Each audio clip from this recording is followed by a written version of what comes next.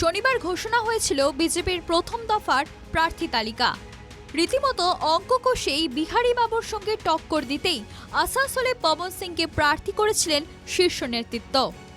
কিন্তু লড়াইয়ের ময়দান থেকে সরে দাঁড়ালেন পবন। এক্স হ্যান্ডেলে শীর্ষ নেতৃত্বের প্রতি কৃতজ্ঞতা জানিয়ে তিনি লিখেছেন, দল তাকে বিশ্বাস করেছিল এবং আসানসোল থেকে প্রার্থী হিসেবে ঘোষণা করেছিল, কিন্তু কিছু কারণে আসানসোল থেকে নির্বাচনে প্রতিদ্বন্দ্বিতা করতে তিনি পারবেন না। এক্স হ্যান্ডেলে পবনের পোস্টের প্রায় সঙ্গে সঙ্গেই ময়দানে নেমে পড়ে তৃণমূল। এক্স হ্যান্ডেলে পবনের পোস্ট রিপোস্ট করে অভিষেক বন্দ্যোপাধ্যায় লেখেন, বাংলার মানুষের অদম্য শক্তি, হ্যাশট্যাগ দেন জনগর্জন। বাংলাকে অপমান করার একটা সীমা আছে।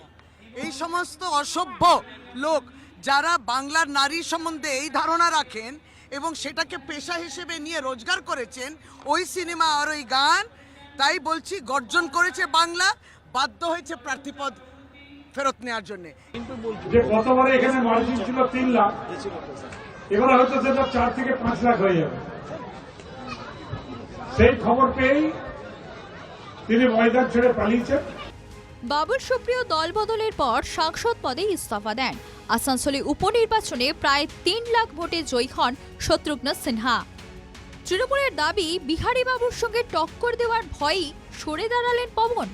আমি শুনেছি বাবা, আমি শুনেছি উনি টুইট করেছেন, ভালো লোক। আমি এখনই বললাম, ও ওনাদের নিজের অ্যাফেয়ার, ওর পার্টি ডিসাইড করবে, উনি ডিসাইড করবেন। আমি কেন কমেন্ট করব?